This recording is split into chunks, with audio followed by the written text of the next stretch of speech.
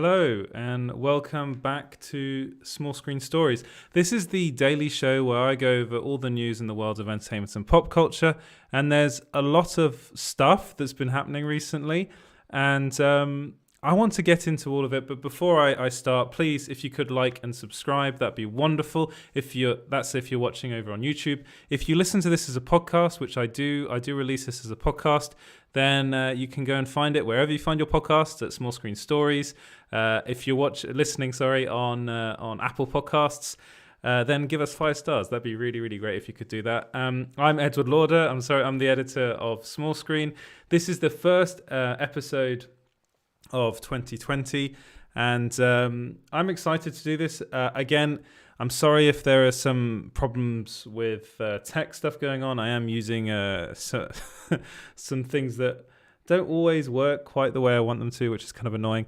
But let's get straight into the news. And at the very top, we're going to be talking about Walter Hamada. I've already talked about him on a previous episode. He is the overseer over at DC Films, and he revealed in that interview, with the New York Times, he revealed that there will be 2 Batman franchises running at the same time. So this is kind of unexpected. This is something that I didn't really expect. Again, this is something that some of you might be saying, well, it's quite old now, but it's actually kind of really got rolling pretty recently, actually. A lot of people have been talking about this quite recently. And the reason is because basically what the author of the article then revealed on Twitter, and I just want to get there, it's Brooks Barnes over at the New York Times. He revealed that Keaton could possibly be the main Batman in the DCEU, not Ben Affleck, but he didn't say that. So I really do want to go into this in quite a lot of detail, because there's quite a lot of stuff that I think we really do need to look into. One of the things being, what did he actually say on Twitter? Did he actually really say that that Michael Keaton is now the main Batman in the DCU? Well, not really. So he was responding to a guy called Nestor Klein, who said, "Hi, based on your Hamada piece, some have interpreted that Warner Brothers is doing 2 franchises starring Batman, one with Pattinson and one with a new actor. Is that correct? Or were you referring to Keaton as the second Batman being part of a non-Batman centric saga? Thank you." And he replied, Keaton. So people then went, well, what's happening? Does this mean Michael Keaton's now officially the DCU's main Batman? Are there going to be more Batman films starring Michael Keaton? Well, yes and no. I'll get into the yes in a little bit, but no, because what Brooks there is actually referring to is the fact that Keaton is going to be playing Batman in The Flash, and he then actually did clear that up in a subsequent tweet. Where he basically said, I'll get it up here. He said that he was traveling, he was moving house, I believe, and that he'd been offline for a while and he hadn't noticed the kind of crazy stuff that had been happening. So he said, been offline, moving apartments, and returned to see this Michael Keaton craziness. I was referring to the one film that Keaton has announced as being in, not a set of his own Batman films. If I had info on him beyond The Flash, I would have obviously put it in my article.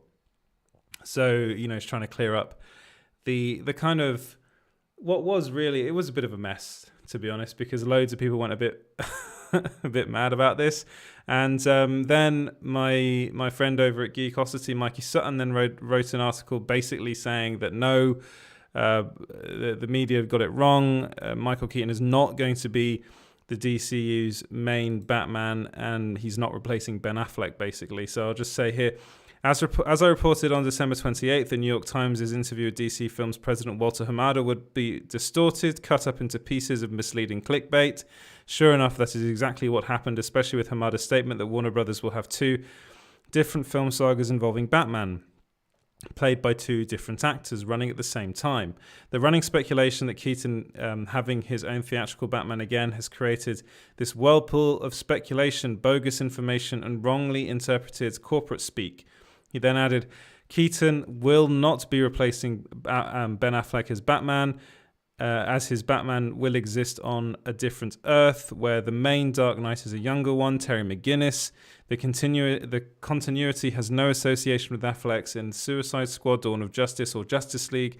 The DCEU is interpreted as the world in which director Zack Snyder visualized in Man of Steel, later explored in its spin-offs.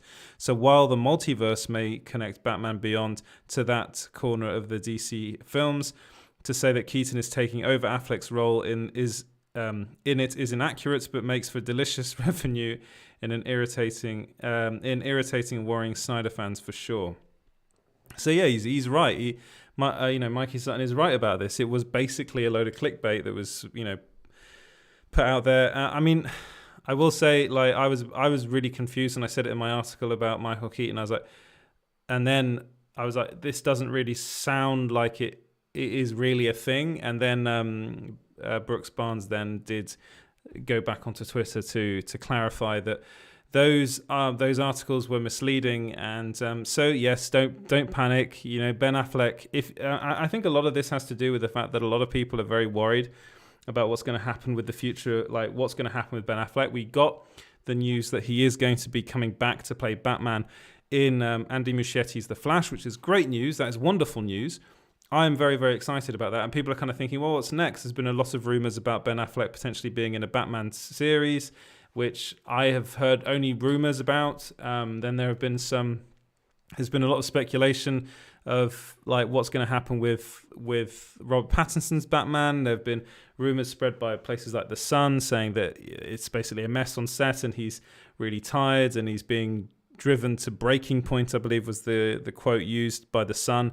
They're rumors. It's The Sun. Again, I do actually know the journalist that wrote that article. I do know him, and I was kind of thinking, oh well, maybe he's right. But it seems as though those were kind of blown out of proportion. I mean, you can always talk to people on set and crew members and get some sort of story out of them because it's gossip. They like to gossip, and I think fundamentally, those reports that Robert Pattinson is having issues with Matt Reeves on set are wrong. I mean, maybe it's a bit of me like kind of wishful thinking. I really hope that that's not the case, but it just sounds odd to me. The whole thing about Matt Reeves being annoyed that he wasn't buff enough is just ridiculous. It's nonsense. It's a different kind of Batman. We saw the trailers. He's a leaner Batman. He doesn't need to be Ben Affleck buff that he was in Batman versus Superman. Which I'm personally very, very happy about. But so it's like, where are we now? Where are we now with Ben Affleck's Batman? Well, at the moment, what we're seeing is that Ben Affleck is going to be coming back in The Flash, and that's it at the moment. That's as far as it gets. Whether or not, well, that's as far as it's gone. Whether or not we're going to see beyond that, Ben Affleck star as Batman again in another project, well, that probably might happen. That could happen, but it's very much up to, like, as I mentioned before in a previous episode. The higher ups at Warner Brothers and DC Films, it's a mess. It's a complete mess. So the first thing they need to do is sort themselves out. Once they can sort themselves out, then maybe we can start thinking about how to continue this. What's going to happen with Ben Affleck's Batman? Walter Hamada in that New York Times article did say they were putting 4 films out a year. DC Comics films out a year, and 2 of them are going to be coming to HBO Max. So they obviously are moving forward, but we need to just wait and see what happens with all of this stuff. There's a lot of stuff happening, and it can get overwhelming, and those articles were pretty overwhelming. But what do you make of all this? Let me know in the comments below. And let's put that to one side, but stay in the Batman realm of things. And this is actually a small screen exclusive, so I'm really, really excited to talk about this. And this is that, according to my sources, Timothée Chalamet and Michael Keaton are in talks to star in a Batman Beyond movie, so a film for HBO Max. So this, I did talk about this in a previous article a while back now, but I think back in either October or November, I was told by my sources that that they were making a Batman Beyond series, was what I was told. So now, actually, they came back to me and said, no, these are sources with reported links, close links to Warner Media. One of them I was able to verify who they are. Actually, a while ago, I've worked with this person a lot in the past, and as again, I'll say, full disclosure, I was told that this Batman Beyond project was going to be a TV show. However, it seems as though the information might not have been quite right, which happens in this industry. No, apparently it's one of the 2 films a year that's going to come to HBO Max, and it's going to star, as far as my sources are concerned and aware, it's going to star Michael Keaton and Timothée Chalamet. So Michael Keaton, of course, reprising his role as Bruce Wayne, and Timothée Chalamet playing Terry McGinnis, who is now the kind of young Batman in this universe, which is what Mikey Sutton was referring to in his article that I quoted earlier. So here are the quotes that again, I do always ask my sources whether I can direct quote them, and most of them say yes, some of them do say no. So here's the first quote. Chalamet and Keaton are close to signing on the dotted line. They have been in talks to star in what will be a Batman Beyond feature-length movie, not a TV show like I previously told you. The Batman Beyond film will be released straight to HBO Max and will be part of the DCEU. So when they say DCEU, I'm assuming that they meant like the kind of just DC universe, which is now. I mean, we spoke before about whether Michael Keaton is part of the Batman's DCU. I mean, it is quite confusing, but now that they're bringing different Earths into it, I suppose we can just all put it kind of into the same bracket, as it were. But then second source then corroborated what the first source said and said, as it stands, Batman Beyond will actually be a film, not a TV show. It's coming to HBO Max, one of their 2 DC Comics movies a year, and it's looking like both Keaton and Chalamet will be starring in it. Keaton will be back as Bruce Wayne, and Chalamet is being lined up to play Terry McGinnis. Still early days, however, but it's looking more and more nailed on with every passing minute. So this kind of goes back to the article that Mikey Sutton wrote, talking about Michael Keaton not being the DCU's Batman and not replacing Ben Affleck. Let's say that, make it a bit simpler. So he said in his article, first of all, the new Keaton Dark Knight films being planned are true. However, he won't really be the star. Rather, it's the Batman Beyond property that I broke on June 24th on the Lords of Longbox website. At the time, the live-action Batman Beyond was only going to be on HBO Max. However, Warner Brothers eventually felt that this was too commercially huge to stay put on their streaming network. So, I mean, it seemed...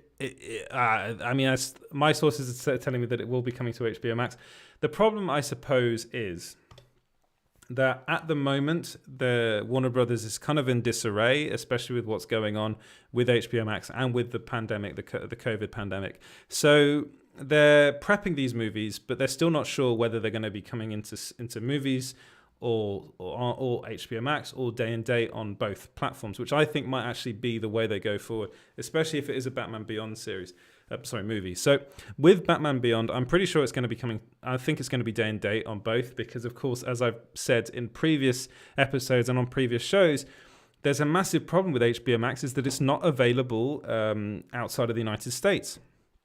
Which means that people over, for instance, me here in France, or like a lot of the people in the UK where I used to live, will not be able to watch that movie on that streaming service because the streaming service isn't available in the country. And that's to do with lots of different problems they have. I mean, basically, they kind of tie themselves into knots with their contracts, like international contracts, which means that they couldn't just release like HBO Max worldwide, which is one of their big problems. That's why they've only I think they've got almost maybe over 9 million subscribers now.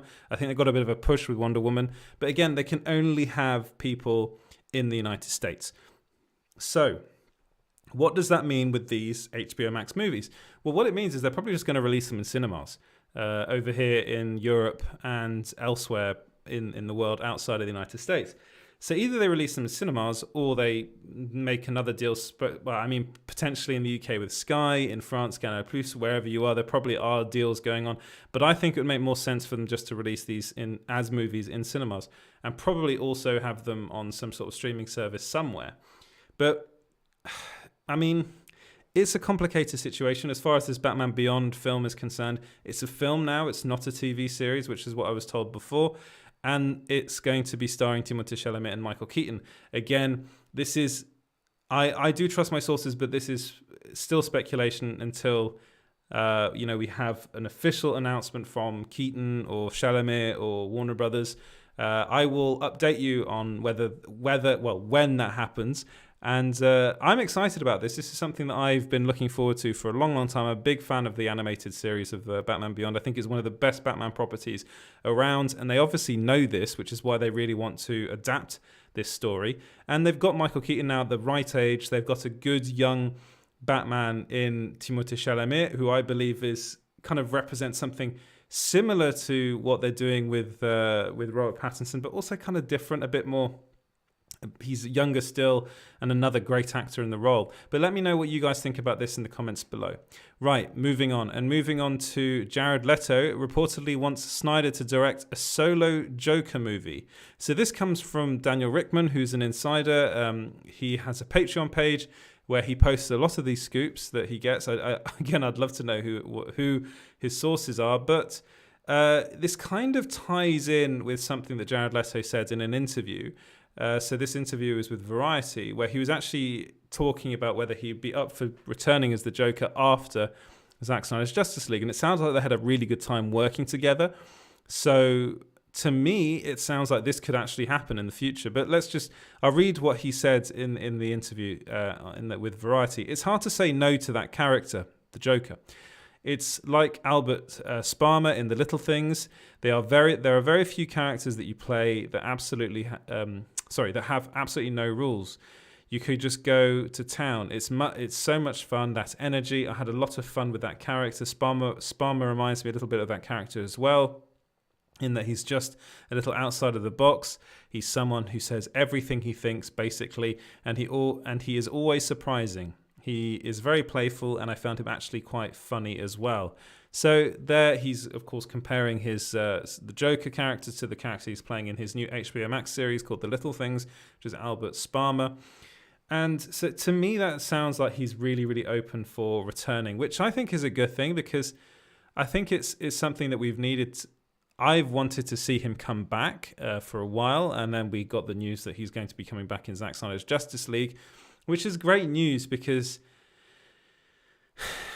I think he deserves a second chance. And it sounds to me like he had such a good working relationship with Zack Snyder that they do want to work together again. And would I like to see him in a Joker solo movie? You know what? Why not? Directed by Zack Snyder. Yeah, go on, give it to me. I think there's a lot of people out there that are currently asking to restore the Snyderverse, and I think this is a part of that. I'd actually personally be more interested in seeing him do the Justice League sequel, but could he do this? Yeah, honestly, why not? I'm pretty sure he could be involved, even if he doesn't direct it. Snyder doesn't direct it. I'm pretty sure he could be involved as a producer. They've obviously been talking about this, so let's wait and see what happens. I would like it to happen, but again, it's not nailed on. Nothing's nailed on until it's officially announced by Jared Leto or Warner Brothers or Zack Snyder. But let me know what you guys think about that in the comments below. Would you like to see a Jared Leto Joker movie? Let me know in the comments. Right, moving on to some more some more news about Jared Leto, and that's he's reportedly signed on for a Morbius trilogy. So this again comes from Daniel Rickman, who really does love putting these out there, but he's saying that Jared Leto is not just going to be turning up in Morbius, which is coming out later this year. He's also going to be in two other Morbius movies. I'm not sure whether that also includes potential cameos. I think he might end up playing this character for a long, long time, to be honest. Again, it all does rely on whether or not the first Morbius does well. Sony Pictures can have these things lined up, and if the first Morbius bombs, then of course they'll just scrap it. But I have a feeling that the fact that he's tied to it, he's a really, really... I know a lot of people like to kind of make fun of Jared Leto, but I think he's a brilliant actor, and I think he's a really, really good choice for that role. And he's also someone that they can really push in that franchise. And we know that they're kind of developing this kind of multiverse Spider-Man, basically what is a Spider-Verse. And it would make sense for them to bring in the likes of Jared Leto's Morbius and Tom Hardy's Venom into those movies as either villains or potential kind of anti-hero allies. I personally would like to see Spider-Man work alongside Venom and Morbius. I think that would be pretty cool. And it has happened in the comics. It's happened in the animated series. Actually, Morbius is a very fascinating character, especially I think in the animated series, because he's conflicted. At heart he is a good person. He's just ended up through just it's not really a failed experiment, but I suppose it is. But he's ended up the way he is through a mistake. Really, it wasn't intended to be that way. And fundamentally, at least in the animated series, the Spider-Man animated series, he is a good person. So I think they might be pushing that envelope a bit more than rather have him be a straight villain. And I think the same is to be said with Tom Hardy, who actually his Venom is just, I mean, he does some pretty nasty stuff in that Venom movie, but he does end up being the hero. So maybe he'll end up actually working with Spider-Man in a potential Spider-Verse film, which I have been told is happening. I really hope it does happen, and I really do hope they bring in those characters, because I think they're brilliant actors. Imagine having the likes of Tom Holland, Tom Hardy, Jared Leto, potentially Andrew Garfield and Tobey Maguire back. I think it would work really, really well. But let me know what you guys think about that in the comments below.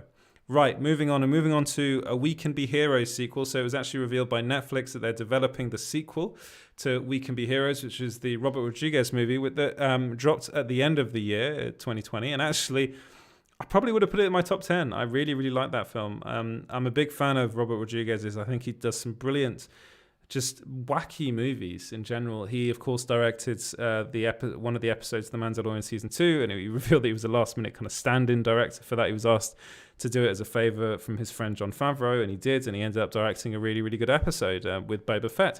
And he is now the executive producer on the book of Boba Fett. I'm actually 100% sure he's going to be directing at least one episode in that series.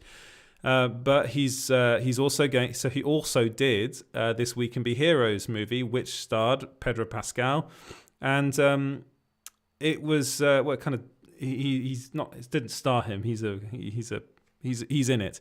But it kind of is a continuation from his Spy Kids films, or at least it feels like it's in that world. And it's very much. I mean, you have Lava Girl and Shark Boy in it, who I do believe were characters in Spy Kids. I might be wrong, but I'm pretty sure they're all in the same world. But yeah, they're doing a sequel, and Robert Rodriguez is returning to direct, and I believe he basically does everything on these films. I think he edits them himself as well. So it's very much his thing. I don't think it really costs that much money to make, so it's kind of a no-brainer for Netflix just to say, yeah, go ahead, do it. And I'm really excited to see what he does next with that franchise. But let me know what you guys think about that in the comments below. Right, moving on to Jodie Whittaker. So it was revealed by The Mirror, who incidentally I used to work for, that Jodie Whittaker was quitting as the Doctor in Doctor Who after season 13. So this is something that was told to them by their sources. And to be honest, I wasn't surprised, because I heard a lot of rumours that her agent wanted her to leave the show, thought that it actually would be a detriment to her to stay on for longer. She's been on the show now for 3 seasons. I think season 13 is her third season. I will say, according to our review, I haven't watched it yet, but apparently Revolution of the Daleks, the review is written by, I think, Athena Pickering, who's a new reviewer for us here at Small Screen. Great review. You should go and check it out. But she really liked the episode and said it was really, really good. She gave it a really good score. Go and read that review to see more of her thoughts on the episode. But the New Year's Day special, the Revolution of the Daleks, was apparently brilliant, and her performance in it was apparently incredible. I have been of the opinion that her Doctor, I don't think it's definitely not her fault. I think it's poorly written, or it has been since Chris Chibnall's taken over. I think it hasn't done her any justice. Like, she should be one of the best Doctors ever to play the role, but she isn't because of the writing. However, there are some people out there that have been saying that she's actually, her Doctor Who's episodes have been really, really good in season 12, and it looks like season 13 is going to be a lot better than what we got before. So maybe she's going to be going out on a high. I at least hope so. Of course, I think Jodie Our Doctor is now, or I think it's that Jodie Our Doctor is now trending on Twitter. I think it's, let me just check that, just so I didn't get that wrong, so that you can, yeah, Jodie Our Doctor is, hashtag Jodie Our Doctor is trending on Twitter. So it's obvious she has her fans, a lot of fans out there, and I'm really happy about that, because I think Jodie Whittaker is a fantastic actor, and I think there's really something there. Her as Doctor Who, I think, or the Doctor in Doctor Who just really, really works. I think she's been let down by basically a bad showrunner, to be honest. But he's still around, so obviously people do like what he's been doing. I do think this New Year's Day episode probably marks a kind of change in the tides, really, for Doctor Who. So maybe, as I said, she'll go out on a high. And then there have been rumours that Daniel Kaluuya, who is, of course, in Get Out and Black Panther and Widows, is being lined up as her replacement.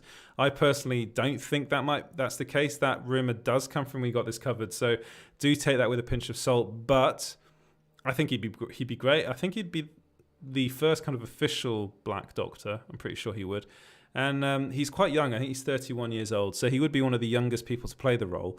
I think Matt Smith was probably around the same age, but I think that would be a good kind of way to go. But again, as I said before, I think he's probably a bit too big to play the role. They tend to go for actors that are kind of known but not really, kind of on the fringes. Actually, I think Christopher Eccleston was probably the most well-known actor ever to play Doctor Who, and he only played him for one season.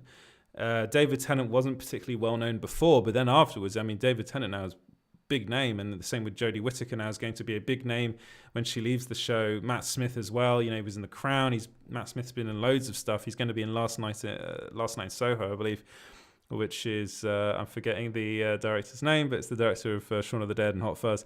I'm forgetting his name, but yeah. So there are some. I mean, the BBC actually apparently they've refused to comment on whether these rumours are true. But again, it comes from the Mirror. I used to work at the Mirror, and I know they wouldn't make that sort of stuff up. They obviously have an inside source that told them this, and I would trust them. So I'm pretty sure it's nailed on that she's leaving after season 13. But what do you guys think about that? What do you guys think about the rumours of Daniel Kaluuya potentially being the next Doctor Who? Let me know your thoughts in the comments below. Right, moving on to, I'll talk about this a bit, but not much. So Daniel Rickman again, he's really, really been pushing out these scoops. Said that Amber Heard is rumored to be in talks to star in a Mirror HBO Max spin-off TV show. I said in the article that I'm not 100% sure whether this is true. To be honest, I'm probably below 50%, mainly because I know that basically Warner Brothers, they do seem to be backing Amber Heard, which is their prerogative. That's, as far as they're concerned, whatever. I've spoken at length about the whole Amber Heard and Johnny Depp situation. I don't really want to go into it any more than it really has to. But if this were to be a thing, I think it'd be a mistake. I think I'm not too sure whether people really want a Mirror TV show. And judging by the reaction online and on Twitter especially, no, people really don't want it. But if they do it, then that will be out there, and I think it will do pretty badly, personally. But I also don't really think there's that much in that character to explore, really. I think it would be a kind of weird show to make. I think there are many more. There are other properties within like the DC comics that they could do. Not Mirror. Mirror is not really something that they should really look into. I don't think so. As far as I'm concerned, it's a no. But let me know what you guys think in the comments below. Right, final story of the day, and that's that George Lucas is rumored to be more involved in The Mandalorian Season 3. So this again comes from Daniel Rickman. And this is the Daniel Rickman scoop show, let's just say that.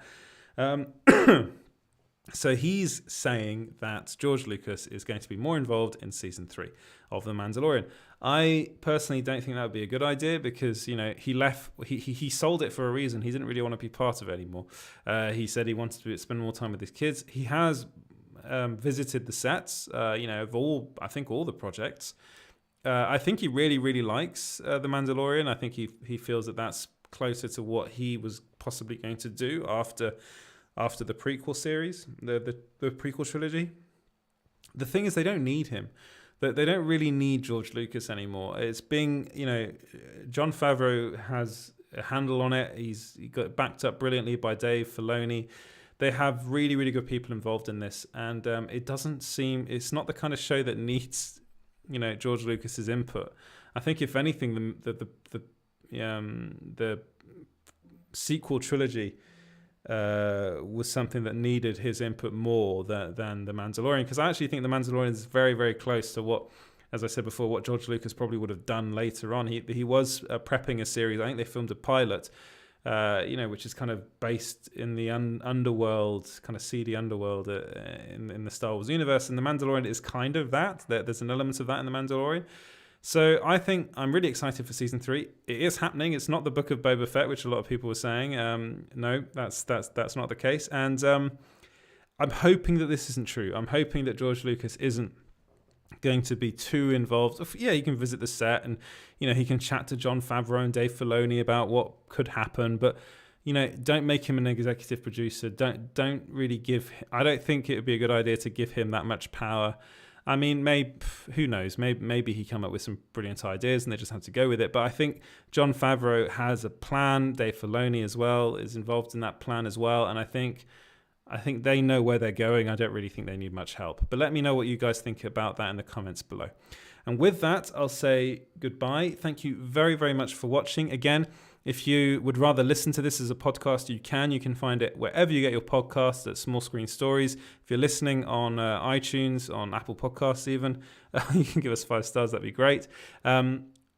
Then you can follow us at Small Screen Co. anywhere on social media. That's Instagram, Facebook, and Twitter. Like and subscribe on YouTube. Follow the page. Like the page on Facebook. Follow us on Twitter at Small Screen Co. Do all of that stuff. You can follow me on Twitter at EJ Lauder, and you can also write for Small Screen if you'd like. You can email me at hello@small-screen.co.uk or edward@small-screen.co.uk. You can reach me either of those email addresses. Thank you so much for watching, guys, and I'll see you back here tomorrow. Again, don't think I mentioned this at the top of the show, but I'm only going to be doing this 3 times a week now, so it's going to be Tuesdays, Wednesdays, and Thursdays. Then the rest of the time, I'm going to be working on the site full time. So thank you very much for watching, guys. Have a good one, and goodbye.